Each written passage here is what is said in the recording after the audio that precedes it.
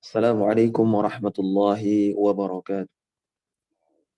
Innal hamdalillah nahmaduhu wa nasta'inuhu wa nastaghfiruh wa na'udzu billahi min shururi anfusina wa sayyiati a'malina. Man yahdihillahu fala mudilla lah wa man yudlil fala hadiya lah. Asyhadu an la ilaha illallah wahdahu la syarika lah wa asyhadu anna Muhammadan 'abduhu wa rasuluh alladzi la nabiyya wa la rasula ba'dah. Ya ayyuhalladzina amanu taqullaha haqqa tuqatih ولا تموتن إلا وأنتم مسلمون يا أيها الناس اعبدوا ربكم الذي خلقكم من نفس واحدة وخلق منها زوجها وبث منهما رجالا كثيرا ونساء واتقوا الله الذي تساءلون به والأرحام إن الله كان عليكم رقيبا يا أيها الذين آمنوا اتقوا الله وقولوا قولا سديدا يصلح لكم أعمالكم ويغفر لكم ذنوبكم ومن يطع الله ورسوله فقد فاز فوزا عظيما أما بعد. Kaum muslimah yang dirahmati oleh Allah Subhanahu wa taala. Alhamdulillah, pujian dan syukur kita haturkan kehadirat Allah Azza wa Jal karena pada pagi hari ini Allah memberikan salah satu nikmat di antara nikmat-nikmat Allah yang paling agung, yaitu nikmat untuk menuntut ilmu syar'i. Yang mana menuntut ilmu syar'i ini tidak diberikan oleh Allah Azza wa Jalla kecuali kepada hamba-hambanya yang Allah inginkan kebaikan kepadanya. Sebagaimana sabda Rasulullah sallallahu alaihi wasallam, "Idza aradallahu bi'abdihi khairan yufaqihu fid din." Tatkala Allah Azza wa Jalla menginginkan atau berkehendak kebaikan atas diri seorang hamba, maka Allah fahamkan ia akan agama ini. Dan jalan untuk memahami agama Islam ini tidak lain tidak bukan adalah menuntut ilmu syar'i. Dengan belajar di bawah bimbingan para ulama, dengan membaca kitab para ulama sebagaimana yang kita lakukan pada hari ini, dan juga banyak jalan untuk memahamkan agama ini. Tapi alhamdulillah, pujian dan syukur kita haturkan kehadirat Allah karena pada pagi hari ini Allah memberikan salah satu kesempatan di antara kesempatan-kesempatan yang lainnya dan tidak diberikan kepada hamba yang lain. Dan kita berharap kepada Allah Azza wa Jalla teruntuk saudara-saudara kita, saudari-saudari kita yang saat ini mungkin belum memiliki kesempatan untuk hadir di majelis para asatidzah. Mereka memiliki kesempatan yang sama sebagaimana kesempatan yang jenengan miliki semuanya. Salawat serta salam semoga terlimpahkan kepada baginda yang mulia Muhammad sallallahu alaihi wasallam dan juga kepada keluarga beliau, kepada segenap ahlul bait beliau dan juga segenap sahabat dan saudara-saudara beliau, yaitu umat beliau hingga hari kiamat kelak. Kaum muslimah yang dirahmati oleh Allah Subhanahu wa taala. Pada pertemuan hari ini kita masih sampai di pembahasan tentang sosok yang mulia, yaitu istri yang paling cintai oleh Rasulullah sallallahu alaihi wasallam sepeninggal Khadijah radhiyallahu anha, yaitu Aisyah binti Abi Bakar As-Siddiq radhiyallahu taala anhuma. Kemarin kita sudah membahas bahwasanya Rasulullah sallallahu alaihi wasallam telah dikabarkan oleh Allah Azza wa Jalla beliau akan menikahi Aisyah, dan dikabarkan bahwa Aisyah akan menjadi istri beliau baik dunia maupun di akhirat. Di antara hadis yang menyebutkan demikian adalah hadis yang dibawakan dari Aisyah radhiyallahu an bahwa Jibril alaihi salatu wassalam mendatangkan gambaran atau sosok di depan Rasulullah sallallahu alaihi wasallam dalam keadaan memiliki apa? Tidak terlihat awalnya. Kemudian disingkap oleh Jibril alaihi salatu wassalam dan nampaklah bahwasanya sosok yang dibawa oleh Jibril alaihi salatu wassalam adalah Aisyah radhiyallahu anha. Kemudian Jibril mengatakan, dia adalah istrimu baik di dunia maupun di akhirat. Dan kita belum sampai di pembahasan bagaimana perjalanan kok bisa Rasulullah Shallallahu Alaihi Wasallam atau realisasi dari mimpi tadi di dunia nyatanya. Disebutkan oleh penulis rahimahullah taala atau penulis hafizahullah taala, sebagaimana kita sempat singgung di pernikahan Saudah binti Zam'ah radhiyallahu anha, yang mana Rasulullah Shallallahu Alaihi Wasallam ditawari oleh seorang sahabat beliau sekaligus menjadi sahabat Khadijah radhiyallahu anha, yaitu Khawlah radhiyallahu anha, yang mana beliau menawarkan setelah melihat bagaimana kondisi Rasulullah SAW sepeninggal Khadijah yang tentu saja terpukul, maka Khawlah radhiyallahu anha berusaha mencari solusi untuk Rasulullah SAW. Setelah dilihat-lihat, diamat-amatin, maka nampaknya ada dua sosok yang pas untuk Rasulullah SAW, dan itu keduanya langsung ditawarkan oleh Khawlah radhiyallahu anha kepada Rasulullah SAW dengan mengatakan, ya Rasulullah, apakah engkau tidak ingin menikah lagi sepeninggal Khadijah radhiyallahu anha? Maka Rasulullah mengatakan, dengan siapa? Ini menunjukkan bahwa Rasulullah SAW memang butuh sosok untuk menghibur Rasulullah SAW, sosok untuk menemani Rasulullah SAW sepeninggal Khadijah radhiyallahu anha.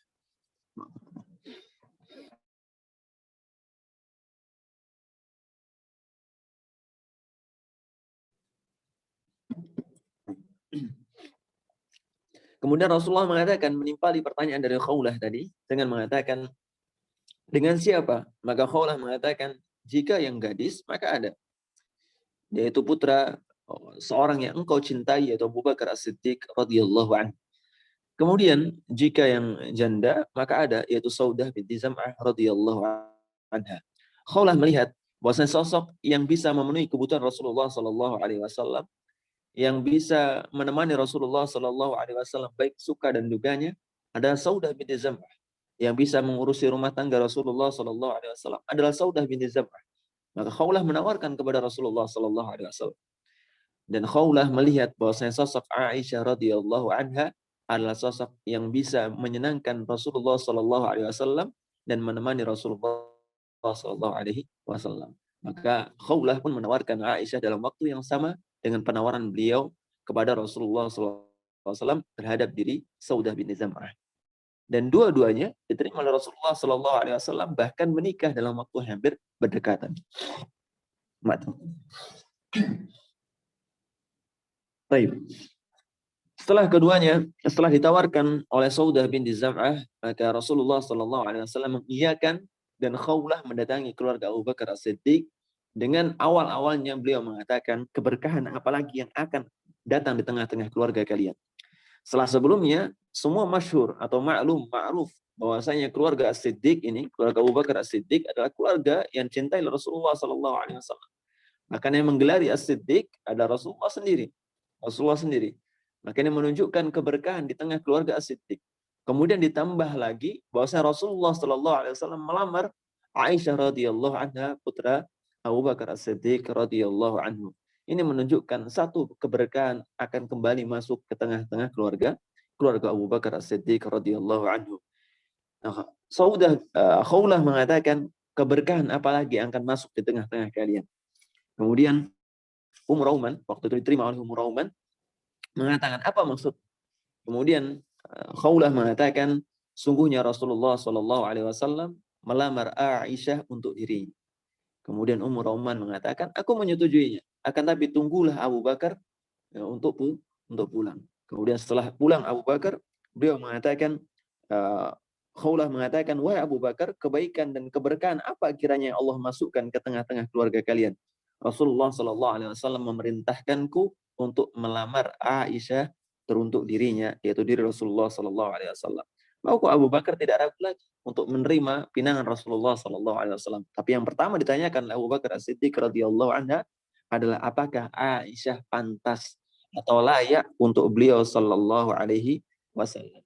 Kemudian Khawlah menyampaikan bagaimana perkataan Rasulullah kepada Khawlah, dan akhirnya diterimalah pinangan Aisyah, dan pinangan Rasulullah sallallahu alaihi wasallam kepada Aisyah radhiyallahu anha. Ikhwati fillah, azani Allah wa iyyakum rahimani wa rahimakumullah. Sebelum kita melanjutkan kisah ini, ada satu pelajaran penting yang ini biasanya hendaknya dipetik oleh fasilitator ketika memerantarai antara dua orang yang hendak menikah. Abu Bakar As-Siddiq radhiyallahu anhu mengatakan, apakah Aisyah layak untuk Rasulullah sallallahu alaihi wasallam? Ini menunjukkan bahwasanya Abu Bakar As-Siddiq mempertimbangkan urusan masalah kufu. Apakah kedua calon mempelai berada dalam kufu yang sama? Dan masalah kufu ini bukan masalah harta, bukan pula masalah rupa, bukan pula masalah nasab baiknya, keturunan dan lain sebagainya, bukan. Tapi yang masalah kufu ini masalah kebaikan agama dari masing-masing pihaknya. Dan kebaikan agama ini tidak diukur dengan apa? Dengan banyaknya hafalan si A misalnya. Tidak. Tidak pula diukur dengan ketenaran si B misalnya. Enggak. Tapi diukur dengan baiknya akhlak di antara kedua belah pihak. Maka hendaknya seorang yang hendak memerantarai antara dua orang yang hendak menikah mempertimbangkan masalah ini. Apakah keduanya ini memiliki kufu yang sama atau paling tidak jauh berseberangan. Karena betapa banyak orang yang terfitnah, kemudian ketika proses sudah terfitnah, kemudian akhirnya tidak jadi, sudah terfitnah, sudah akan terfitnah, kemudian tidak jadi, akhirnya Akhirnya menimbulkan madharah yang lebih besar dibandingkan madharah sebelum dia menjalankan proses tersebut. Maka Abu Bakar As-Siddiq radhiyallahu an mengajukan pertanyaan yang bagus sekali dan ini hendaknya dicontoh oleh para fasilitator pernikahan, yaitu mempertimbangkan urusan kufu dari kedua belah pihak. Kemudian kita lanjutkan kisahnya yang mana Rasulullah Shallallahu Alaihi Wasallam pinangan beliau diterima oleh Abu Bakar As-Siddiq radhiyallahu anhu dan Aisyah radhiyallahu anha dinikahi oleh Rasulullah Shallallahu Alaihi Wasallam pada umur 6 tahun. Dan ini hadisnya cukup banyak sekali menjelaskan tentang pernikahan Aisyah di umur 6 tahun. Di antara hadis-hadis yang ada adalah hadis yang dikutip oleh Musannif rahimahullah taala, yaitu Khawlah menemui Abu Bakar. Kemudian Abu Bakar berkata, panggilkan Rasulullah Sallallahu Alaihi Wasallam kemari. Maka Rasulullah pun datang lalu menikahkan beliau denganku. Saat itu aku berusia 6 tahun, kata Aisyah radhiyallahu anha.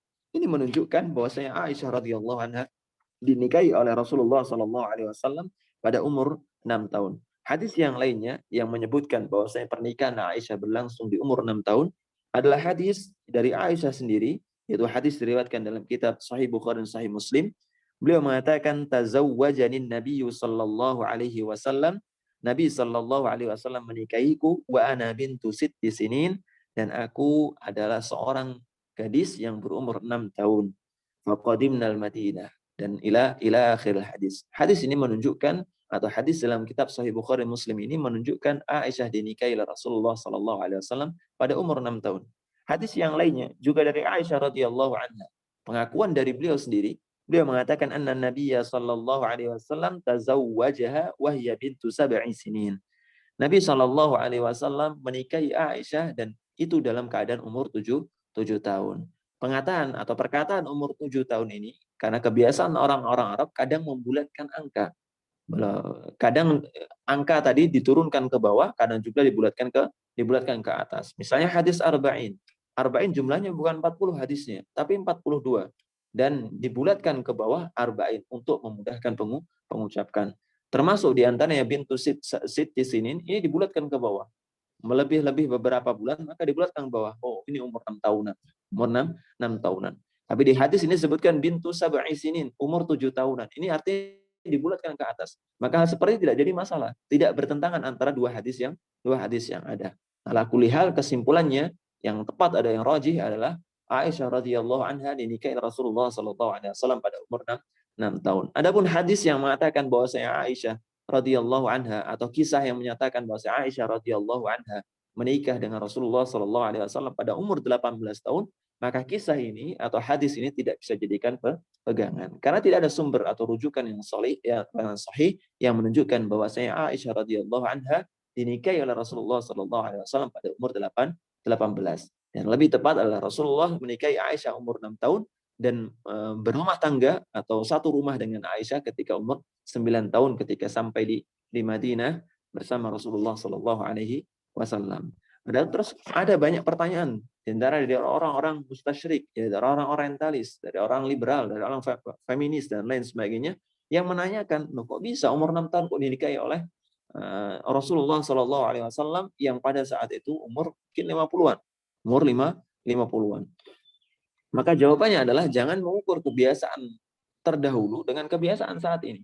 Mungkin kebiasaan sekarang menikahi seorang yang umur 6 tahun itu sebuah kebiasaan yang sangat tabu, bahkan sangat asing di tengah masyarakat kita. Adapun pada masa dulu, maka yang pertama adalah kebiasaan di zaman dulu tentu saja berbeda dengan kebiasaan zaman sekarang. Dan menikahi anak umur 6 tahun atau 8 tahun atau 9 tahun pada masa itu sangatlah lumrah dan bukan hanya Rasulullah Shallallahu Alaihi Wasallam, bahkan dari kalangan mereka atau dari kalangan orang yang menentang Rasulullah SAW juga menikahi menikahi wanita di umur-umur mereka yang masih sangat muda. Ini terdahulu dengan kebiasaan saat ini. Itu yang pertama. Yang kedua, bahwasanya orang-orang kafir pada masa itu sudah terbiasa dengan hal tersebut dan mereka tidak membantah akan adanya hal itu, dan mereka menentang Rasulullah SAW juga tidak dari sisi itu. Jadi mereka menentang Rasulullah SAW tidak dari sisi itu. Kalau ada orang zaman sekarang terlebih menisbatkan diri ke dalam Islam, kemudian mengatakan, oh ini nggak mungkin menikah seperti ini, karena nggak mungkin Rasulullah seperti ini dan seperti itu. Maka kita katakan bahwa orang kafir pada masa itu aja, pada masa Rasulullah SAW tidak menentang tentang adanya fakta ini. Nah, kok jenengan lebih menentang dibandingkan mereka. Ini menunjukkan bahwa saya pernikahan dengan umur 6 tahun pada masa itu adalah suatu yang wajar. Terlebih Rasulullah SAW berumah tangga dengan Aisyah radhiyallahu anha di umur yang mungkin saat itu Aisyah sudah balik, sudah balik. Baik, ikhwati fillah azani Allah wa iyyakum rahimani wa rahimakumullah. Kemudian pelajaran lain dari kisah perjalanan pernikahan Rasulullah SAW dengan Aisyah ini, hendaknya seorang fasilitator melihat maslahat dan madharah ketika hendak memerantarai antara dua orang yang hendak menikah. Apakah memang ketika dia melihat, oh ini kayaknya si bujang ini lebih baik dia menikah, maka ditawarkanlah seseorang kepadanya, atau dia memerintahkan wali dari wanita tadi untuk langsung melamar si bujangan ini atau si laki-laki. Jika dia melihat maslahat yang lebih. Akan tapi jika dia justru melihat madharah dengan penawarannya tadi, karena mungkin si laki-lakinya belum mampu untuk menegakkan syariat pernikahan, maka seorang fasilitator harus jeli dengan hal seperti ini. Karena betapa banyak fasilitator itu cenderung sembrono dalam memerantarai antara dua orang yang hendak menikah. Yang penting sama-sama ini misalnya, yang penting sama-sama belum menikah dan lain sebagainya. Maka hendaknya diperhatikan urusan-urusan yang kecil seperti ini. Baik. Ikhwati fillah, a'azani Allah wa iyyakum rahimani wa rahimakumullah. Setelah pernikahan dengan Aisyah radhiyallahu anha, bukan berarti Rasulullah sallallahu alaihi wasallam langsung mengalami kenangan-kenangan manis, atau Rasulullah sallallahu alaihi wasallam langsung mendapati kisah-kisah yang menarik dengan Aisyah radhiyallahu anha. Bahkan pada masa itu, sepeninggal Khadijah dan juga paman beliau Abu Thalib, Rasulullah Shallallahu Alaihi Wasallam mengalami gangguan justru lebih banyak dibandingkan gangguan-gangguan sebelumnya. Karena orang kafir Quraisy pada masa itu sedang merasa Rasulullah nggak punya backing lagi. Rasulullah nggak punya nggak punya pelindung lagi dari kalangan manusia.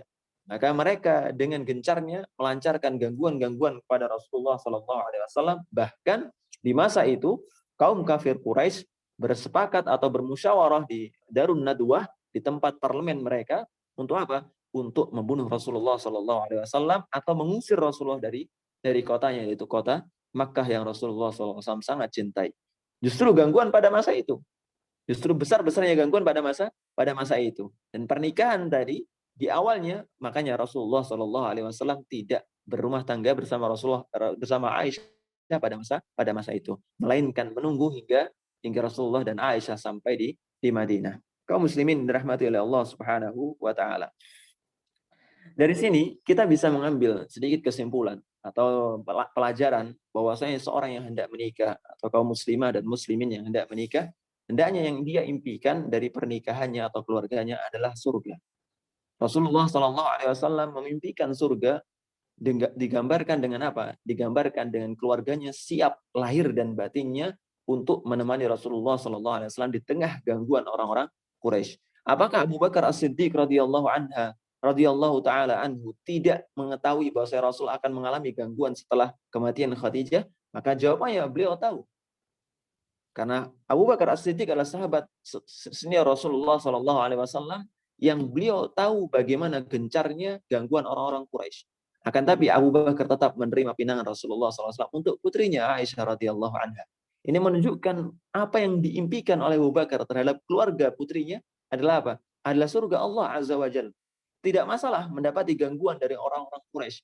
Tidak masalah kedepannya pernikahannya mendapatkan banyak sekali cemoohan misalnya. Selama impiannya surga, selama apa yang diangankan adalah surga, maka itu tidak jadi masalah. Dan inilah keluarga Rasulullah Sallallahu Alaihi Wasallam. Justru setelah pernikahan dahsyatnya sehingga menyebabkan beliau hijrah. Nah, bagaimana perjalanan hijrah beliau ini? Kita akan sedikit mengulik, dan penulis rahimahullah taala ini mengulik tentang kisah bagaimana peran Aisyah dan keluarga As-Siddiq yang lainnya, yaitu misalnya Abdullah bin Abu Bakar, kemudian pembantu Abu Bakar As-Siddiq, Amir bin Furaihah misalnya. Ini semuanya berperan untuk membantu Rasulullah SAW dan Abu Bakar hijrah ke Madinah. Suatu ketika di saat di mana orang-orang Quraisy sudah mulai geram dengan Rasulullah SAW, maka mereka berkumpul di Darun Nadwah. Di Darun Nadwah, tempat anggota parlemen mereka berkumpul untuk merencanakan strategi-strategi yang penting untuk negara mereka. Termasuk strategi-strategi yang dilancarkan untuk memusuhi dakwah Rasulullah SAW. Akhirnya mereka pada satu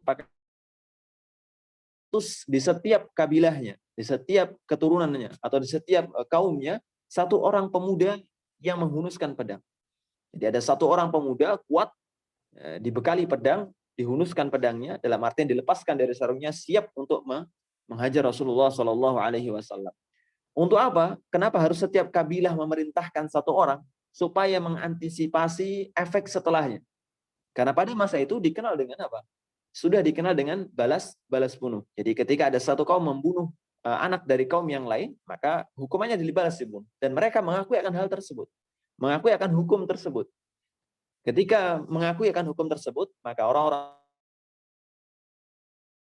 kafir Quraisy bersepakat di Darun Nadwah, mereka mengutus masing-masing dari kaumnya atau dari kabilahnya satu orang pemuda atau satu orang yang kuat, satu orang laki-laki yang kuat dengan bekal pedang di tangannya yang siap menghunus Rasulullah SAW, supaya nanti Bani Hashim, yaitu nenek moyang Rasulullah SAW, tidak kabilah Rasulullah SAW tidak menuntut balas akan kematian Rasulullah SAW. Jadi pilihan mereka ini, pilihan orang Quraisy ini, mereka imam mengusir Rasulullah dari kotanya ketika tidak mampu membunuhnya, atau imam menahan Rasulullah di dalam kota supaya Rasulullah tidak menyebarkan dakwahnya dan memenjara Rasulullah SAW.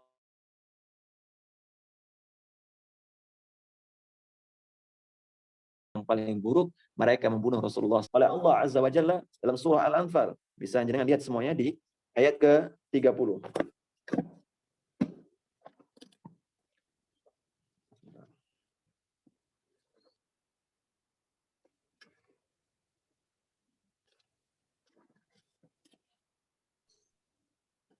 Di ayat 30 Allah Azza wa Jalla berfirman, wa idh yamkuru bikal ladzina kafaru liyuthbituka aw yaqtuluka.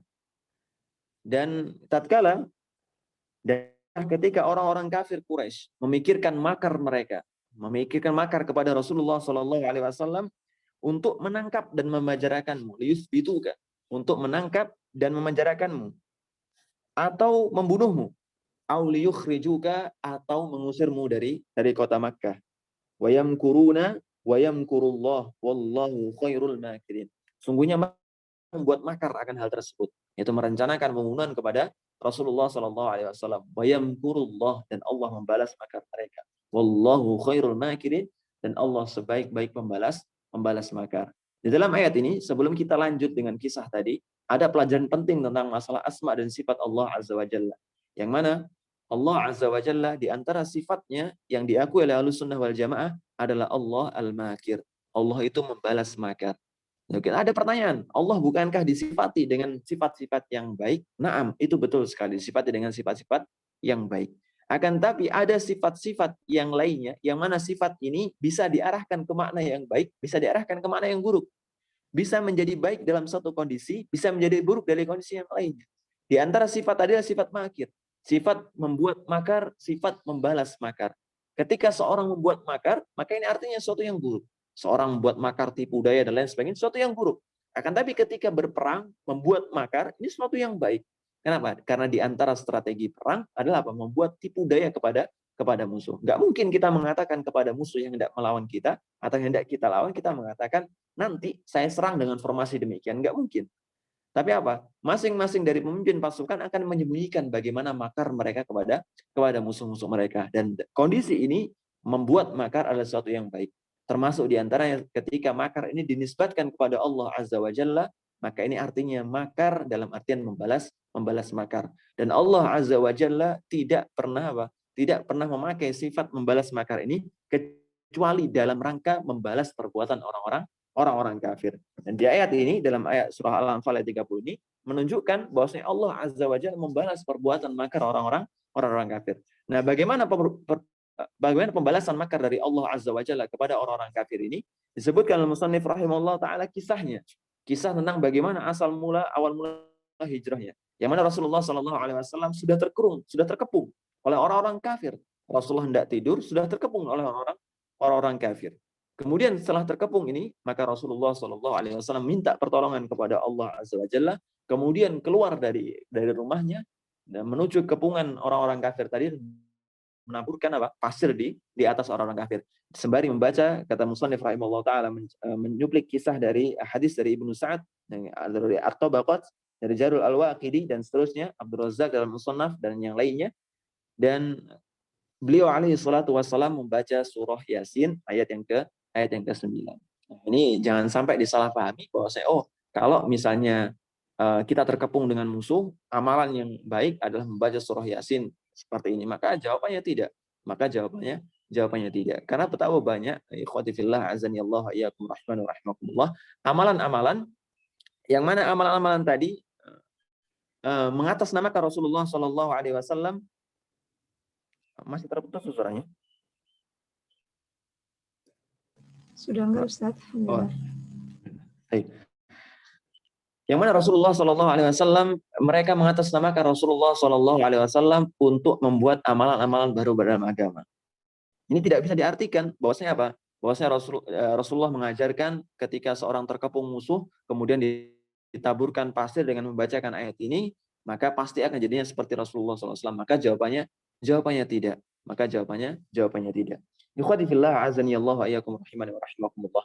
Setelah Rasulullah SAW membacakan surah Yasin ayat ke-9 tadi, dan sembari menaburkan pasir di atas mereka, maka orang-orang kafir tidak bisa melihat semuanya. Tidak bisa melihat semuanya. وَجَعَلْنَا بَيْنَهُمْ سَدًّا وَمِنْ خَلْفِهِمْ سَدًّا. Dan kami jadikan di antara mereka saddan, penghalang. وَمِنْ خَلْفِهِمْ سَدًّا. Dan dari arah belakang mereka pun saddan, yaitu penghalang. فَأَغْشَيْنَاهُمْ. Dan kami menutup mereka. Dan kami menutup mereka dan mereka tidak bisa melihat apapun. Meskipun ayat ini sebenarnya ditujukan bukan untuk kasus seperti ini. Ayat ini ditujukan bahwasanya Allah Azza wa Jalla menjadikan penghalang di hati orang-orang kafir sehingga mereka tidak beriman kepada Allah Azza wa Jalla. Ini tujukan untuk masalah iman dan kekufuran. Akan tapi di hadis ini atau di riwayat ini, kalau kita ambil bahwasanya riwayat ini adalah sahih, maka tidak bisa diambil kesimpulan ketika seorang terkepung musuh kemudian dia membacakan ayat ini. Adapun misalnya seorang sekedar mengambil ibrah, seorang mengambil pelajaran dari kisah ini, maka tidak jadi masalah, tanpa melazimkan bahwasanya ketika ada musuh amalannya adalah seperti ini melazimkan namanya. Tapi tidak melazimkan ketika senjenengan terkepung musuh, nasallallahu salam wal afiyah, terkepung musuh, tirukan apa yang dibacakan Rasulullah sallallahu alaihi wasallam tanpa melazimkan. Maka insyaallah taala selamanya dengan yakin bahwa pertolongan datang dari Allah Azza wa Jalla, maka musuh tadi tidak akan memberikan efek madharah apapun sebagaimana orang-orang kafir tidak memberikan efek madharah kepada Rasulullah sallallahu alaihi wasallam. Dan inilah pertolongan Allah Azza wa Jalla kepada Rasulullah sallallahu alaihi wasallam dan juga Abu Bakar As-Siddiq radhiyallahu anhu. Mana beliau keluar dengan Abu Bakar As-Siddiq sembari menaburkan pasir di atas orang-orang kafir sehingga mereka tidak sadar Rasulullah sudah sampai di gua Sur. Jadi Rasulullah sampai di Gua Sur, orang-orang kafir tidak sadar. Sampai datang orang-orang di antara mereka dengan mengatakan, apa yang kalian lakukan? Kemudian mereka melakukan, kami tengah mengepung Rasulullah SAW. Atau kami tengah mengepung Muhammad. Kemudian dia mengatakan, celaka engkau. Muhammad dan sahabatnya itu Abu Bakar telah keluar sedari tadi sembari menaburkan pasir di atas wajah kalian. Ini menunjukkan pertolongan Allah Azza wa Jalla kepada hamba-hambanya yang beriman. Dan Rasulullah memilih untuk hijrah seperti ini. Ini memberikan pelajaran bagi kita.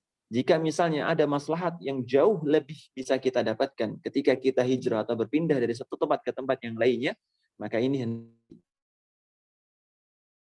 daripada membahayakan keimanan kita. Misalnya kita tinggal di sebuah tempat yang mana notabene tempat tadi tempat kekufuran atau di negeri-negeri kufur dan kita mampu untuk hijrah dari sana dan tidak ada kepentingan kita di sana, tidak untuk tujuan dakwah, tidak untuk tujuan belajar dan lain sebagainya, maka diupayakan untuk pindah dari tempat tersebut. Ini mengikuti Rasulullah sallallahu alaihi wasallam. Baik. Ikhwati fillah azani Allah wa iyyakum rahimani wa rahimakumullah. Lantas apa hubungannya dengan kisah Aisyah radhiyallahu anha. Ini sedikit kita cuplik kisahnya supaya memberikan gambaran kepada kita bahwa Aisyah radhiyallahu anha dan juga keluarganya ini berperan besar dalam hijrah Rasulullah SAW dan dakwah beliau Sallallahu Alaihi Wasallam. Di antara perannya adalah bahwa ketika Rasulullah SAW mengajak Abu Bakar As-Siddiq untuk berhijrah, Rasulullah mendapati Aisyah dan juga keluarga yang lainnya itu berada dalam rumah tadi. Kemudian Rasulullah mengatakan, ya Abu Bakar, tolong suruh orang dalam rumah ini keluar semuanya. Maka Abu Bakar mengatakan, semua ini keluarga ya Rasulullah. Bi abika anta bi abi ana wa ummi. Dengan tebusannya, dengan menjadikan keluarga beliau sebagai tebusan, ini bentuk apa? Takbir dalam bahasa Arab untuk menunjukkan bahwa ini jaminannya, ini jaminanku atas muisto. Percaya saja, ini jaminannya. Ini maksudnya demikian. Takbir-takbir yang biabi dengan ibu dan dengan bapak dan ibuku menjadi tebusan atas engkau wahai Rasulullah Sallallahu Alaihi Wasallam. Ini menunjukkan kalimat dalam bahasa Arab yang apa? Menunjukkan untuk meraih kepercayaan orang yang diajak bicara. Bahwa saya percaya saja. Gampangnya seperti itu. Gampangnya dalam bahasa Indonesia seperti itu. Dan di antara keluarga Abu Bakar As-Siddiq radhiyallahu anha, selain Aisyah radhiyallahu an yang berperan dalam dakwah Rasulullah sallallahu alaihi wasallam, di antaranya adalah siapa? Putra dari Abu Bakar As-Siddiq, yaitu Abdullah bin Abu Bakar. Yang mana Abdullah bin Abu Bakar ini juga seringkali mengunjungi Abu Bakar dan Rasulullah sallallahu alaihi wasallam Abu Bakar dan Rasulullah SAW ketika sampai di gua untuk menanyakan apa kebutuhan mereka, untuk memberikan informasi bagaimana orang-orang kafir, strategi orang-orang kafir kepada beliau, sehingga beliau SAW dan juga Abu Bakar bisa merencanakan perjalanan dengan lebih baik sampai kurang lebih 3 hari dalam gua Thur tadi untuk menunggu kabar dari Abdullah bin Abu Bakar tentang orang-orang kafir bahwasanya mereka sudah tidak lagi mencari Rasulullah Sallallahu Alaihi Wasallam. Kemudian di antara keluarga Abu Bakar As-Siddiq atau orang-orang sekitar Abu Bakar As-Siddiq yang berperan besar dalam hijrah Rasulullah Sallallahu Alaihi Wasallam adalah Amir bin Furaiha. Inilah seorang pembantu Abu Bakar As-Siddiq radhiyallahu anhu, yang mana beliau ditugasi untuk mengembala kambing.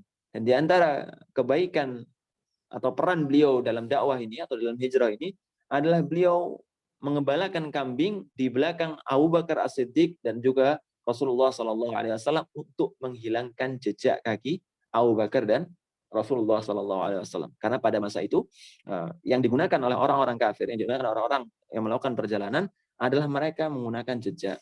Jadi diamati jejak, oh ini ada jejak orang yang sedang berjalan, oh ini jejaknya sudah sekian hari dan lain sebagainya.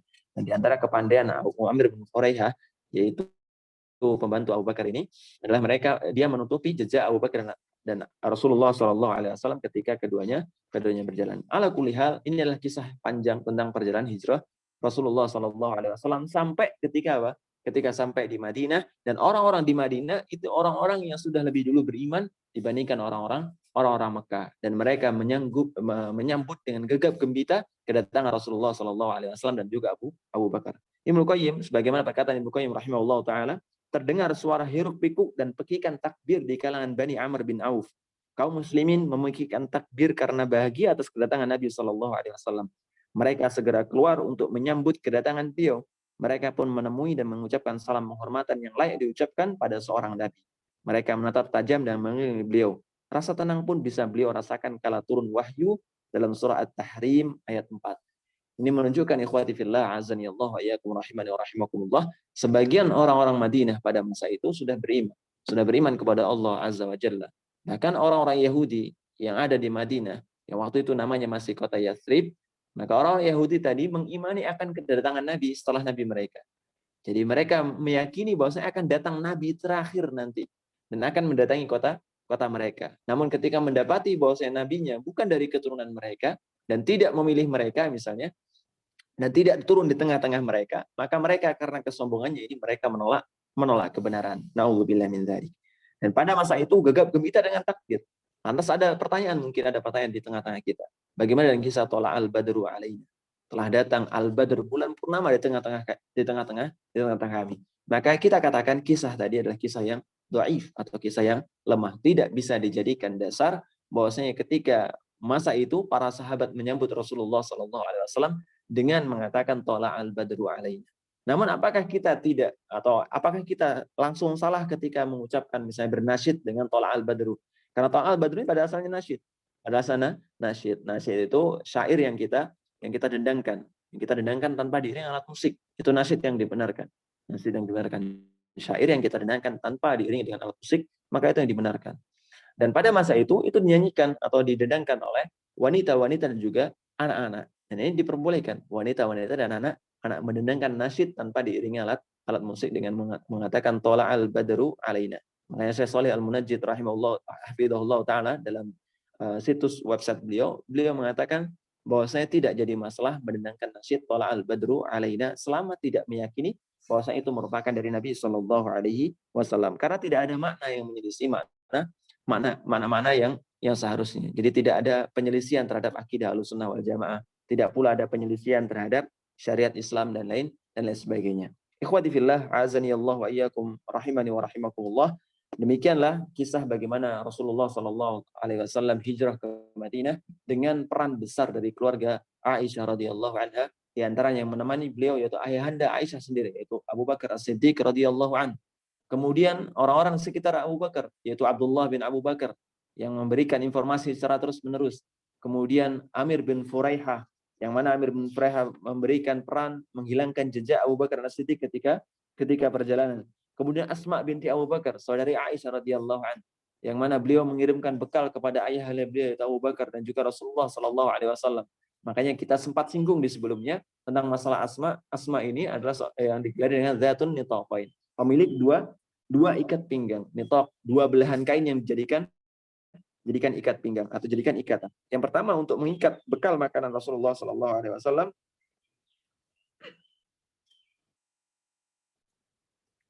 Dan yang lainnya digunakan sebagai ikat pinggang. Jadi yang pertama tadi digunakan untuk mengikat pakaiannya sendiri, dan yang kedua untuk Rasulullah SAW.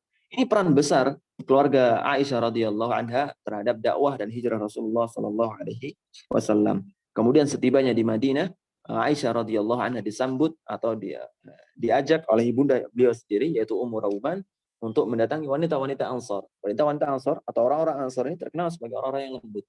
Ketika kedatangan Aisyah radhiyallahu anha datang ke tengah-tengah mereka mengetahui bahwa Aisyah sudah menikah dengan Rasulullah sallallahu alaihi wasallam, maka mereka memingit Aisyah radhiyallahu anha dan mendandani Aisyah sedemikian rupa untuk kemudian dihadapkan kepada Rasulullah sallallahu alaihi wasallam di kemudian harinya. Diriwayatkan dari Aisyah radhiyallahu anha, ia mengatakan, aku berkata, wahai Rasulullah, katakanlah kepadaku, seandainya engkau singgah di sebuah lembah yang di sana tidak ada sejumlah pohon yang buahnya sudah dimakan, dan engkau mendapati sebuah pohon yang buahnya belum dimakan, di pohon yang mana engkau mengembalakan untamu? Maka Rasulullah mengatakan, di pohon yang belum dimakan buahnya. Jawab beliau. Maksudnya Nabi SAW ini bentuk kecerdasan Aisyah radhiyallahu anha. Ini kebiasaan istri atau kebiasaan wanita itu pasti sering-sering kali bertanya kepada suaminya pertanyaan-pertanyaan sebenarnya remeh. Ini hendaknya merespon dengan hati-hati. Jadi pertanyaan remeh misalnya, apakah engkau masih mencintaiku? Kemudian apa yang membuat engkau menikah denganku? Dan lain pertanyaan-pertanyaan semisal ini. Pertanyaan-pertanyaan yang mungkin bagi laki-laki ada pertanyaan remeh.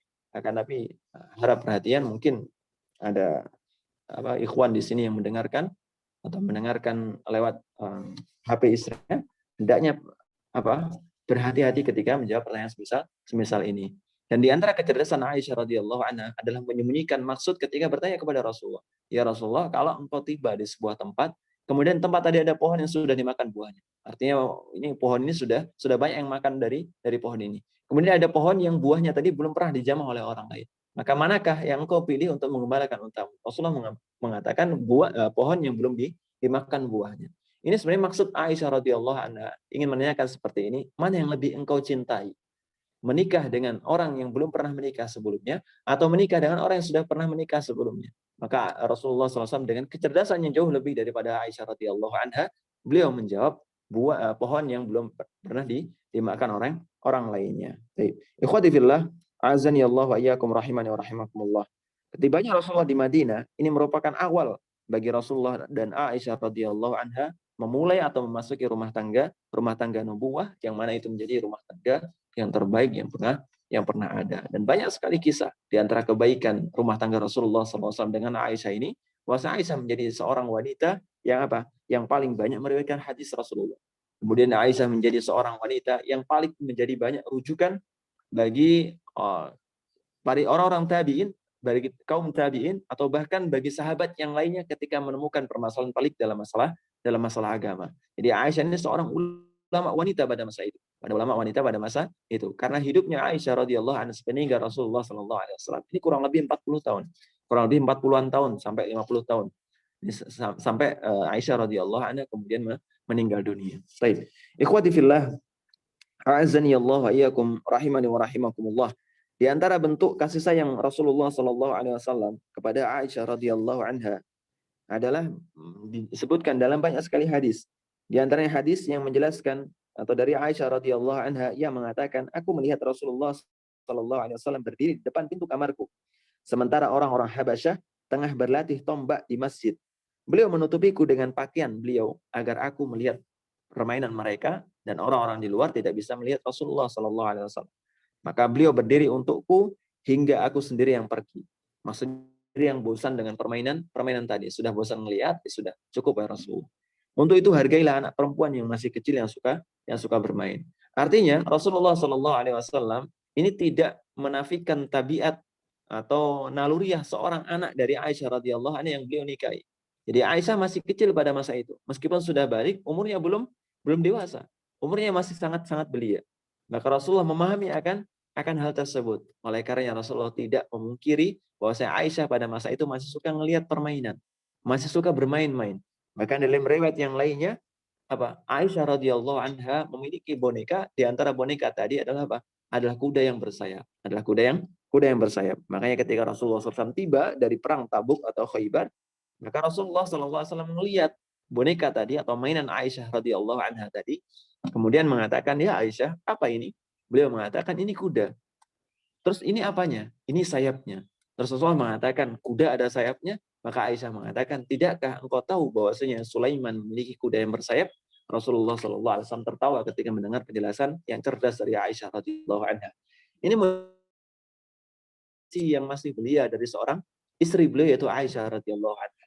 Oleh karena beliau masih kadang memberikan kesempatan kepada Aisyah untuk bermain-main dengan teman sebayanya, atau untuk makan menikmati permainan tadi berupa boneka. Dan ini juga para ulama mengambil kesimpulan bahwa anak-anak itu masih diperbolehkan main boneka. Kalau hukum taswir yaitu misalnya? Misalnya boneka atau patung misalnya, atau boneka lah, jangan patung, boneka, maka untuk anak-anak yang masih kecil, untuk anak-anak yang masih belia, ketika bisa mengambil manfaat dari adanya boneka tadi, maka tidak jadi masalah. Akan tapi misalnya menghilangkan ciri dari makhluk hidup di boneka tadi, maka ini lebih baik.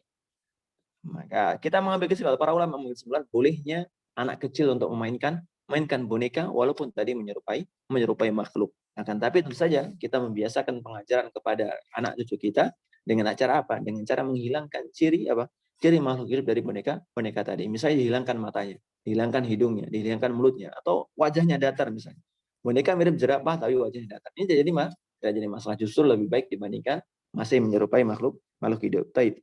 Ikhwati fillah, azani Allah wa iyyakum rahimani wa rahimakumullah. Di antara gambaran yang lainnya, bahwa Rasulullah sallallahu alaihi wasallam begitu mencintai Aisyah adalah seringnya Rasulullah bercanda dengan Aisyah radhiyallahu anha. Yang mana ketika atau suatu peristiwa Rasulullah sallallahu alaihi wasallam berada dalam satu rombongan dengan Aisyah radhiyallahu anha. Sebagaimana kita tahu bahwa Rasulullah itu membagi atau mengundi di antara nama-nama istrinya atau menggilir nama-nama istrinya untuk ikut safar bersama beliau. Dan ketika beliau dan Aisyah berada dalam satu rombongan, maka beliau mengatakan kepada rombongan, taqaddam, maju sana kalian. Dan rombongan disuruh maju terlebih dahulu. Aisyah dan Rasulullah berada di belakang. Kemudian Rasulullah mengatakan, ayo wahai Aisyah, berlomba pacu lari denganku. Maka Aisyah pada masa itu ketika masih belia dan beliau memenangkan pertandingan tersebut. Dan di tahun-tahun berikutnya ketika Aisyah sudah, makmur, merasa tenang, subur dan lain sebagainya, kemudian Aisyah berlomba lagi dengan Rasulullah, atau Rasulullah menantang Aisyah untuk berlomba lari dengan beliau. Dan Masya Allah, Rasulullah Shallallahu Alaihi Wasallam mengalahkan Aisyah sembari mengatakan, ini sebagai balasan kekalahanku yang dulu. Baik. Ikhwati fillah, azani Allah wa iyyakum rahimani wa rahimakumullah. Ini banyak sekali Mas Yan, kisah yang bisa kita tampilkan dari Aisyah radhiyallahu anha yang menunjukkan romantisme keluarga Rasulullah Shallallahu Alaihi Wasallam. Di antara kisah yang lainnya, Yang mana Rasulullah Shallallahu Alaihi Wasallam pernah suatu ketika bertengkar dengan Aisyah. Dalam artian bertengkar, apa? Aisyah merasakan marah kepada Rasulullah Shallallahu Alaihi Wasallam. Dan ini lumrah interaksi Aisyah radhiyallahu anha kepada Rasulullah dan interaksi istri kepada suaminya. Meskipun jenengan dapati misalnya ada yang begitu takzim, begitu menghormati seorang ustadz. Akan tapi jangan disamakan bahwa perlakuan istri-istri asatidah tadi sama dengan perlakuan perlakuan umat asatidah tadi kepada beliau. Termasuk diantaranya adalah perlakuan Aisyah sebagai seorang istri tentu berbeda dengan perlakuan umat beliau yang lainnya. Ini perilaku seorang istri atau tabiat seorang istri kepada suami. Dan Rasulullah memaklumi akan hal tersebut. Suatu ketika Aisyah marah kepada Rasulullah SAW, nesu kepada Rasulullah SAW. Dan Abu Bakar kebetulan waktu itu hendak berkunjung ke rumah Rasulullah SAW. Ketika pas berkunjung, Aisyahnya marah kepada Rasulullah. Bahkan berkata sedikit keras kepada Rasulullah SAW. Maka Abu Bakar mengatakan, wahai putri fulanah, pantaskah engkau berkata demikian kepada Rasulullah? Ini bentuk apa? Bentuk pengajaran yang baik. Tidak tebang pilih. Abu Bakar tidak tebang pilih. Abu Bakar sosok yang lembut, yang ketika membaca Al-Quran pasti beliau menangis. Pernah terdengar bacanya ketika membaca Al-Quran. Tapi di samping itu, beliau tidak tebang pilih kepada keluarganya, termasuk kepada Aisyah radhiyallahu anha. Ketika ngelama kepada Rasulullah, maka langsung Abu Bakar menegurnya. Ya putri fulana, wahai putri fulana, pantaskah engkau berkata keras kepada Rasulullah Sallallahu Alaihi Wasallam? Maka Rasulullah membela Aisyah dan mengatakan, sudah, ini enggak masalah dan demikian. Dibela yang penting, dibela. Kemudian Abu Bakar keluar dan Rasulullah SAW masuk menemui Aisyah dalam keadaan Aisyah masih marah. Kemudian Rasulullah SAW mengatakan, wahai Aisyah, bukankah engkau tadi melihat aku membelamu di depan bapakmu? Aku membela di depan bapakmu. Kemudian terdengarlah tawa dan canda dari Aisyah dan Rasulullah SAW dari dalam rumah mereka. Dan Abu Bakar mendengar, kemudian izin untuk masuk kembali dengan mengatakan, wahai Rasulullah, izinkanlah aku masuk ke rumahmu sebagaimana izinkanlah aku ikut tertawa dengan kalian sebagaimana kalian tadi mengizinkanku masuk ke dalam pertengkaran kalian. Ini diantara bentuk kelembutan Rasulullah SAW kepada Aisyah, seorang istri atau sosok yang beliau cintai. Dan insya Allah pertemuan terakhir nanti di pertemuan ketiga kita akan membahas akhir dari kisah Aisyah radhiyallahu anha dan inti hadis dari pemilik tujuh keutamaan disebutkan oleh para ulama rahimahullah taala. Dan sungguhnya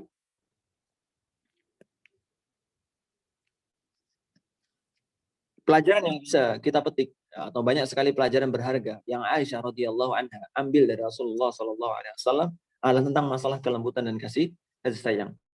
Aisyah radhiyallahu anha adalah sosok yang paling lembut di antara sahabiah yang lainnya. Para sahabiah atau istri-istri beliau sallallahu alaihi wasallam memiliki keutamaan tersendiri yang tidak dimiliki istri yang lainnya. Dan Aisyah radhiyallahu anha ini mewakili kelembutan dan kasih sayang Rasulullah sallallahu alaihi wasallam. Yang mana ketika ada pengemis misalnya, kemudian Aisyah radhiyallahu anha memberikan kurmanya kepada pengemis tadi dan lain sebagainya. Kisah ini banyak sekali kita petik. Baik. Kemudian tentang masalah ketulusan dan keadilan Rasulullah sallallahu alaihi wasallam yang juga diwarisi oleh Aisyah radhiyallahu anha.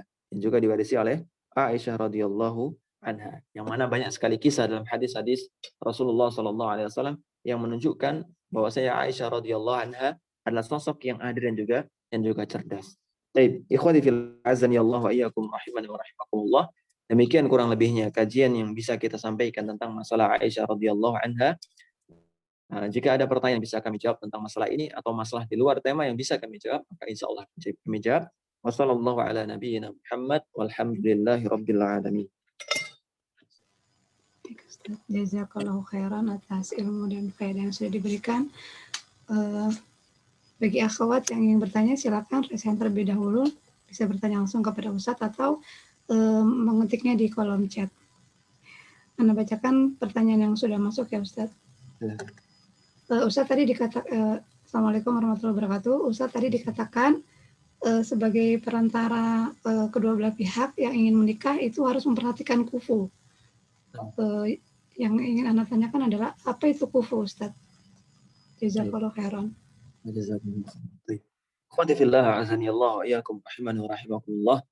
Tentang permasalahan kufu ini para ulama menjelaskannya dengan beragam penjelasan mereka. Dan pendapat yang kami condong kepada penjelasan para ulama ini, yang dimaksud dengan masalah kufu adalah masalah agama.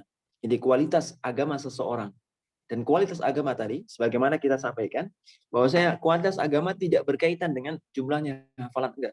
Oh, ini si fulan ini seorang ustadz misalnya, maka cocoknya dengan seorang ustadzah, enggak. Jadi kualitas agama ini ditentukan dengan akhlak dan pengamalan agama. Dari mana kita melihatnya? Dari sisi zahirnya. Dari sisi zahirnya. Dari sisi kebiasaannya sehari-harinya, dari sisi muamalahnya dan lain sebagainya. Ketika mendapati kualitas agama antara dua belah pihak kira-kira sama atau tidak jauh berbeda, maka seorang fasilitator, enggak masalah, ini dua ini kufu. Terus kemudian para ulama rahimahullah ta'ala juga menjelaskan masalah kufu di masalah yang lainnya. Karena ini juga penting, juga penting. Mohon maaf misalnya tentang masalah fisik. Nah, tentang masalah fisik. Yang sekiranya di antara kedua belah pihak ini dua-duanya masuk ke dalam kriteria yang lain. Jadi yang laki-laki masuk ke kriteria yang wanita. Yang wanita pun masuk ke kriteria yang laki-laki. Ini di antara bentuk kufu yang dijelaskan oleh para ulama. Di antara kufu yang lainnya, yang penjelasan yang lainnya juga masalah harta misalnya. Juga masalah harta. Kadangkala laki-laki yang tidak memiliki harta, kemudian yang fasilitator karena sekedar melihat oh ini sama-sama memiliki kualitas agama yang baik misalnya, ya sudah kita jodohkan saja. Tapi laki-laki ini tidak memiliki harta yang banyak, sementara keluarga wanita adalah keluarga yang memiliki harta yang lebih. Ini bisa jadi polemik di kemudian hari. Jadi pertimbangannya adalah sisi masalah dan mudaratnya. Karena muncul tidaknya polemik di kemudian hari. Tapi yang paling penjelasan yang paling pas yang kami condong kepadanya yang menyebutkan masalah kufu adalah tentang masalah kualitas agama. Wallahu ta'ala. Ustaz, jazakallahu khairan. Silakan Akhwat ingin bertanya. Baik, sambil menunggu pertanyaan ya Ustaz. Ada yang ingin tanyakan. Assalamualaikum Ustaz. Afwan, jika anak perempuan kita yang baru berusia belum balik menuju balik gitu ya Ustaz ya, mungkin sekitar 10 atau 11 tahun gitu ya, lalu ada seorang laki-laki yang ingin melamarnya gitu Ustaz. Kedua anaknya kan masih kecil ya Ustaz ya, jadi lalu si laki-laki ini kita dapati soleh gitu ya Ustaz. Nah itu apa yang harus dilakukan oleh orang tuanya di masa sekarang Ustaz? Baik. Ikhwati fillah, azanillahu wa iyyakum rahiman wa rahimakumullah. Mungkin ini sedikit bersambung tentang hukum bagaimana memaksa seorang anak kecil atau orang yang belum balik, wanita yang belum balik untuk menikah. Maka jawabannya, pendapat yang kami condong kepadanya dari pendapat para ulama adalah seorang wali, orang yang memiliki hak tadi, tidak memiliki hak untuk memaksakan pernikahan kepada putrinya sampai dia dewasa atau sampai dia balik. Jadi tidak berhak untuk memaksakan pernikahan kepada si anak yang masih belia tadi.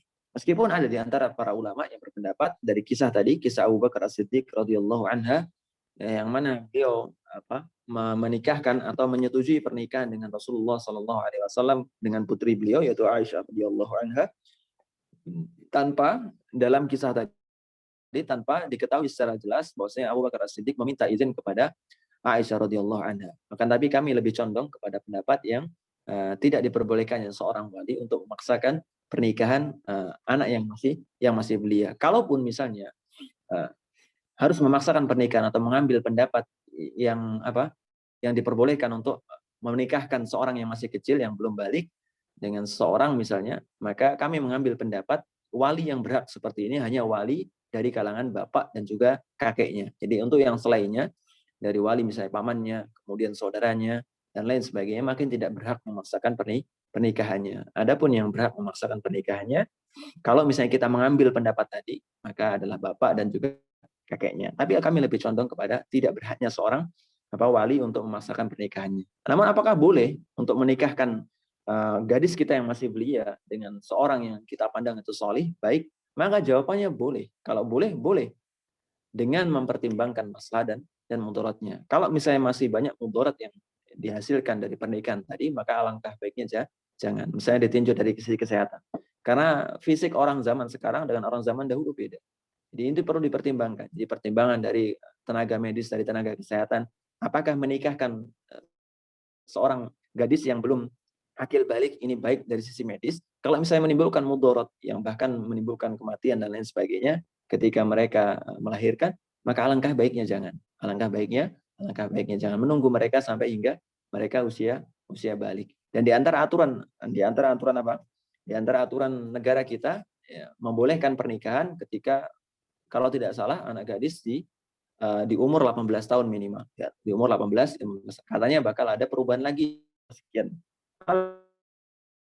Umur sebelum itu pun diperbolehkan secara hukum negara kita, yaitu dengan mengajukan ke pengadilan. Tapi pertimbangkan maslahat dan mudaratnya. Demikian, wallahu ta'ala. Ustaz jazakallahu khairan atas jawabannya. Baik akhwat, ada lagi yang ingin bertanya, tafadhol ketik di kolom chat atau bisa bertanya langsung dengan Ustaz.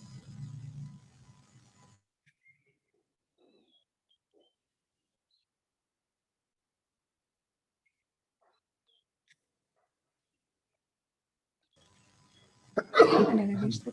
Bismillah. Assalamualaikum warahmatullahi wabarakatuh Ustaz. Mohon nasihatnya untuk para istri yang lelah dalam kondisi mengurus rumah tangga Ustaz. Silakan Ustaz. Ikhwati fillah azani Allah wa iyyakum rahimani wa rahimakumullah. Di antara kebaikan atau min lutfillahi bi'abdihi, terutama di antara kebaikan Allah Azza wa Jalla kepada hamba-hambanya, terutama kaum muslimah, adalah Allah Azza wa Jalla menyediakan potensi besar untuk mereka meraih surga dengan di rumahnya. Yang pertama, di rumahnya mereka tinggal di rumah-rumah mereka, ini menjadi lebih aman bagi mereka dibandingkan ketika mereka keluar dari rumah mereka. Artinya Allah menjadikan potensi terbesar seorang wanita di rumah-rumah mereka. Allah Azza wa Jalla tidak membebani kaum muslimah dengan kewajiban mereka memberikan nafkah kepada keluarga. Enggak. Tapi yang diberikan kewajiban memberikan nafkah kepada keluarga, mencari nafkah, mencari rezeki dan lain sebagainya adalah seorang suami, laki-laki. Dan wanita diberikan keistimewaan untuk diam di rumahnya, ngurus rumah tangganya. Atau diam di rumahnya lebih aman dibandingkan keluar rumahnya. Ini termasuk kebaikan dari Allah Azza wa Jalla. Kemudian yang kedua, sungguhnya ibadah ini bagi seorang muslim maupun muslimah adalah berat. Ini tabiat manusia. Tabiat manusia merasa syariat Allah Azza wa Jalla ini berat. Meskipun sebenarnya tidak berat. Jadi siapa yang menganggap berat? Hawa nafsu manusia. Karena hawa nafsu adalah ammaratun bisu. Hawa nafsu manusia ini cenderung memerintahkan manusia atau mengajak manusia kepada keburukan. Di antara keburukan tadi apa? Menganggap bahwasanya ibadah tadi berat. Jadi, bagaimana caranya? Lawan hawa nafsunya. Kalau untuk supaya kita ringan dengan ibadah-ibadah yang kita lakukan setiap harinya, maka lawan hawa nafsu kita. Nah, bagaimana? Makanya Rasulullah SAW meriwayatkan sebuah hadis yang para ulama berselisih paham tentang apa ini sahih atau dhaif. Namun kepada hadis ini sahih. Rasulullah SAW bersabda yang mengatakan, la yu'minu ahadukum hatta akuna ahabbu ilaihi min walidihi wa waladihi. Astagfirullah. La yu'minu ahadukum yakuna hawahu tabi'an li. Au kama qala sallallahu alaihi wasallam. Tidaklah sempurna keimanan seorang hamba sampai hawa nafsunya itu mengikuti apa? Mengikuti Rasulullah Sallallahu Alaihi Wasallam. Artinya kesempurnaan seseorang itu dilihat dari seberapa besar dia mampu menekan hawa nafsunya dari menganggap bahwa ibadah-ibadah itu berat. Di antara ibadah-ibadah yang disediakan oleh Allah Azza wa Jalla kepada istri-istri atau kepada muslimah adalah mereka mengurus rumah tangga mereka. Bagaimana mereka melayani suami mereka, bagaimana mereka mendidik anak-anak mereka. Ini apa? Ini ibadah-ibadah Allah Azza wa Jalla sediakan bagi kaum muslimah. Lantas bagaimana caranya supaya kita nggak nganggap berat? Yang pertama tadi, lawan hawa nafsunya. Kemudian yang kedua, minta pertolongan kepada Allah Azza wa Jalla. Karena berdirinya kita di atas ibadah ini, atau kita mampu mengingat Allah, kita mampu membaca Al-Quran tiap harinya, kita mampu berzikir pagi dan petangnya, kita mampu sholat malam, kita mampu sholat witir, kita mampu menegakkan sholat jamaah, tidak lain tidak bukan melainkan dengan pertolongan Allah. Sering kami sampaikan tentang permasalahan ini dengan mengatakan bahwa Rasulullah SAW mengajarkan doa di antara waktu maghrib dan juga waktu subuh, yaitu Allahumma inni ala dzikrika wa syukrika wa husni ibadatik. Ya Allah, bantulah aku untuk apa? bersyukur kepadamu, kemudian untuk mengingatmu, kemudian untuk apa? Untuk memperbaiki ibadah kepadamu. Ini bentuk apa? Permohonan tolong kepada Allah Azza wa Jalla agar Allah menolong dalam ibadah kita. Karena ketika kita beribadah tanpa melibatkan pertolongan Allah Azza wa Jalla, itu sesuatu yang nihil, sesuatu yang mustahil, nggak mungkin bisa. Bisa sekalipun apa ibadah tidak akan awet. Jadi untuk mengawetkan atau merasa bahwa saya tadi ibadah tadi sesuatu yang manis apa? Hendaknya kita minta pertolongan kepada Allah Azza wa Jalla. Kemudian yang ketiga, membayangkan apa yang akan dipetik atau akan didapatkan oleh seorang muslimah ketika mereka dengan tenang, dengan senang, dengan ridho mengurus rumah tangga mereka. Baik menyiapkan makanan untuk anak-anak mereka, menyiapkan makanan untuk suami mereka, kemudian melayani suami mereka, kemudian bagaimana membersihkan rumah mereka dan lain sebagainya. Bayangkan sesuatu yang manis dan niatkan hal tadi untuk beribadah kepada Allah. Makanya sebuah ungkapan maka lillahi abqa. Apa-apa yang diniatkan karena Allah abqa, maka dia akan lebih kekal dibandingkan ketika tidak diniatkan untuk mengatasnamakan selain Allah Azza wa Jalla, atau ketika dia meniatkan untuk selain Allah Azza wa Jalla. Ini kita dapatkan dari pelajaran dari para ulama rahimahullah ta'ala. Ketika mereka menulis karya, ada di antara karya tadi judulnya mirip. Al-Muwatta bukan hanya Imam Malik, tapi banyak sekali ulama. Arba'un bukan hanya Imam Nawawi, tapi yang dikenal Imam Nawawi. Al-Muwatta bukan hanya Imam Malik, tapi yang dikenal Imam Malik. Kitab Sahih dan lain sebagainya, yang bukan hanya Imam Bukhari dan Imam Muslim, tapi imam yang lainnya. Tapi yang lebih dikenal hanya sebagian kecil dari karya-karya yang ada. Ini kata para ulama, di antara sebabnya adalah dengan sebab keikhlasan dari para penulisnya. Makanya muslimah yang dirahmati oleh Allah Subhanahu wa taala, agar rutinitas harian tadi semakin terasa enak, semakin terasa manis, niatkan karena Allah Azza wa Jalla, bukan karena untuk meraih cinta suami, enggak, tapi raih cinta Allah Azza wa Jalla. Karena bukan hanya rutinitas demikian, bahkan kita tidak melakukan rutinitas sekalipun, kalau kita nggak melakukan rutinitas sekalipun, kita akan merasakan bosan, capek dan lain sebagainya. Kita akan mengangankan kembali atau merindukan kembali masa-masa di mana kita sibuk dengan rutinitas yang sering kita lakukan setiap harinya, termasuk mengurus rumah tangga. Dan ini penting nasihat bagi suami juga. Kalau melihat istrinya kembali mulai ngerasa bosan atau ngerasa capek dan lain sebagainya, maka nasihat pada seorang suami hendaknya tanggap dengan hal seperti ini. Jangan hanya mau dilayani, jangan hanya mau dilayani, tapi memperlakukan istri lah laksana sebagai seorang ratu. Perlakukan mereka, tanyakan kepada mereka ada yang bisa dibantu, atau tanpa harus berkata, tiba-tiba cuci saja piring di dapur, atau kemudian sapu saja kamarnya, bersihkan spraynya dan lain sebagainya. Ini hal-hal kecil yang mungkin bisa membangkitkan semangat istri untuk kembali melakukan rutinitasnya. Allah Ta'ala. Dia butuh support ya Ustaz ya dari suaminya juga ya Ustaz. Ahsanallahu ilaik, betul. Nah, masih bisa Ustaz, ini ada 2 pertanyaan. 3. Ya, silakan. Bismillah, Assalamualaikum Ustaz. Afwan, apa boleh menafsirkan mimpi menikah misalnya? Jazakallahu khairan. Baik. Ikhwati fillah, azani Allah wa iyyakum rahiman wa rahimakumullah. Sungguhnya permasalahan penafsiran mimpi atau takbir mimpi ini permasalahan yang cukup pelik. Dalam artian tidak semua orang memiliki kapasitas di sana. Dan beberapa ulama ada yang menulis tentang tafsir mimpi ini. Kami tidak terbiasa membaca tentang buku-buku para ulama tentang masalah tafsir mimpi. Tapi ala kulli secara umum tidak semua orang dikaruniai atau diberikan taufik untuk bisa menafsirkan mimpi. Diberikan karunia pun tidak semuanya tepat. Itu tepat. Namun apakah boleh seorang misalnya diberikan karunia tafsir mimpi dan tafsirnya sering benar, sering tepat misalnya, dan ini berdasarkan penjelasan para ulama tentangnya, maka jawabannya boleh. Jawabannya boleh. Misalnya mimpi tentang menikah, artinya demikian. Mimpi tentang mendapatkan kebaikan ini, artinya demikian. Maka tidak jadi masalah. Namun ketika mimpi tadi diungkapkan kepada al-mu'abbir, orang yang bisa mentafsirkan mimpi, maka berhati-hatilah dengan tersingkapnya mimpi tadi di kenyataan. Tersingkap mimpi tadi kenyataan. Termasuk kisah tentang Nabi Yusuf alaihissalatu wassalam, yang mana beliau diminta ketika beliau menafsirkan mimpinya. Dan apa yang dihasilkan? Benar-benar terjadi. Maka ketika seorang menghadapkan mimpi tadi kepada seorang yang ahli dengannya, maka hendaknya berhati-hati. Dan orang yang bisa mentafsirkan mimpi hendaknya berhati-hati pula.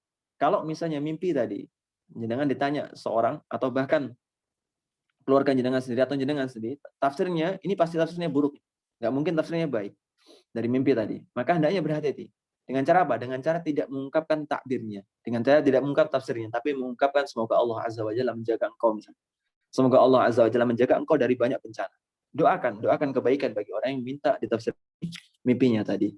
Adapun misalnya mimpi kebaikan, maka enggak masalah ungkapkan kebaikan tadi. Wallahu taala alam. Jazakallahu khairan, Ustaz. Pertanyaan berikutnya, Assalamualaikum, izin bertanya Ustaz, Ana memiliki anak gadis usia 21 tahun, sudah ada yang ingin melamar, Alhamdulillah beliau insya Allah orang soleh.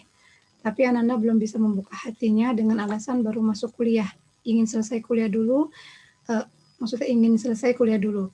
Apa yang harus Anda lakukan? Apakah Anda harus menolak ikhwan tersebut? Jazakallahu khairan. Baik. Ikhwati fillah azani Allah wa iyyakum rahimani wa rahimakumullah. Bolehnya wali dalam memaksa anaknya untuk menikah ketika anaknya memang sudah masuk ke fase pernikahan dan kemudian yang melamarnya adalah seorang yang solih dan baik agamanya, maka ini juga dikaitkan dengan maslahat dan mudarat setelahnya. Ketika dia memaksakan pernikahan kepada anaknya tadi, dalam artian memberikan saran supaya sarannya diterima, ini memaksanya. Dia memberikan saran supaya anak gadisnya menerima pernikahan tadi, maka juga hendaknya mempertimbangkan maslahat dan mudaratnya. Kalau misalnya alasannya belum selesai kuliah misalnya, dan kuliah tadi memang kuliah-kuliah yang menjaga dari pergaulan dengan lawan jenisnya. Saya kuliah di kampus-kampus Islam yang tidak ada teman-teman lawan jenis di dalamnya, maka maslahatnya mungkin ketika dia menikah justru malah melalaikan putri tadi dari belajar. Dan mungkin lebih baik dari siapa? Agar wali tadi menunda penawarannya atau menunda permintaan dari ikhwan tadi dalam menikahi putrinya. Itu yang pertama dalam pertimbangan maslahat dari sisi belajarnya. Kemudian yang kedua, kalau misalnya orang tua memandang putrinya kalau misalnya tetap berada dalam kuliah tadi, nah, tidak masalah lanjut kuliah nggak masalah. Tapi kemudian banyak sekali gangguan atau godaan-godaan yang putrinya bahkan sering keluhkan setiap hari atau sering katakan kepada orang tuanya setiap harinya tentang gangguan-gangguan tadi misalnya. Tidak terjaganya dari fitnah, kemudian banyak sekali godaan-godaan dari cowok-cowok yang mengganggunya dan lain sebagainya, maka alangkah baiknya tidak masalah seorang wali memaksakan pernikahan kepada putrinya. Namun sekali lagi dalam arti memaksa seperti ini bukan dalam konotasi yang negatif, tapi konotasi positif, usahakan pendapat atau saran-saran kita diterima oleh putri kita. Demikian, wallahu taala. Ustaz, insya Allah nih pertanyaan terakhir. Ustaz, apakah ada dalil mengenai rambut rontok dan potongan kuku harus dikubur di dalam tanah, Ustaz? Jazakallahu khairan. Jazakallahu khairan. Baik.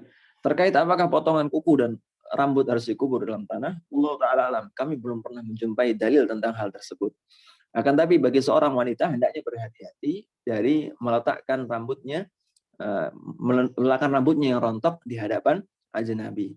Jadi bagian yang rontok dari seorang anak Adam, kaidahnya ya, bagian rontok dari seorang anak Adam ini selayaknya bagian yang tidak terpisah dari dia. Jadi seorang wanita hendaknya berhati-hati ketika rambutnya rontok misalnya. Jangan sampai rambutnya tadi dilihat oleh ajnabi yang lainnya. Baik. Demikian kurang lebihnya. Wallahu ta'ala. Ustaz, alhamdulillah dengan berakhirnya sesi tanya jawab, berakhir pula kajian kita hari ini. Silakan kepada Ustaz, barangkali ada yang ingin disampaikan nasihat untuk kami, Ustaz, para muslimah. Ikhwati fillah, azani Allah wa iyyakum rahimani wa rahimakumullah. Allah Azza wa Jalla telah menetapkan bahwasanya seorang muslimah itu memiliki banyak sekali kesempatan untuk berbuat kebaikan dalam rumahnya.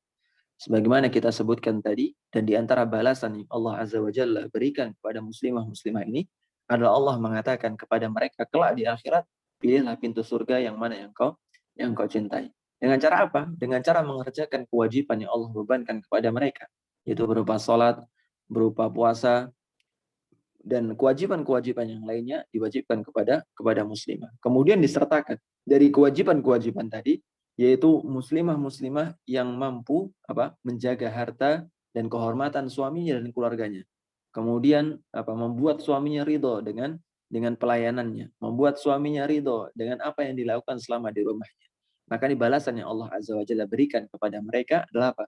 berupa masuklah surga dengan pintu mana saja yang kalian kehendaki. Kalau kita bayangkan apa yang kita kerjakan saat ini capek, lelah, penat dan lain sebagainya, ini manusiawi. Ini manusiawi. Tapi kalau kita bayangkan, oh nanti Allah berikan surga, bahkan Allah bebaskan kita milih pintu surga yang mana saja, ini tentu kita nggak akan ngerasain penatnya ketika di dunia. Makanya nanti ketika di surga, orang-orang mukmin atau orang-orang yang beriman ketika masuk surga atau ketika diberikan kabar gembira berupa surga, maka mereka ini seolah-olah tidak pernah merasakan penderitaan selama di dunia. Sebaliknya orang-orang kafir ketika masuk neraka, maka mereka merasa seolah-olah di dunia ini adalah waktu-waktu mereka yang paling nikmat, sementara azab sesungguhnya di neraka. Maka ikhwati fillah azani Allah wa iyyakum rahimakumullah, jika kita lelah, capek, dan lain sebagainya, minta pertolongan kepada Allah Azza wa Jalla agar apa?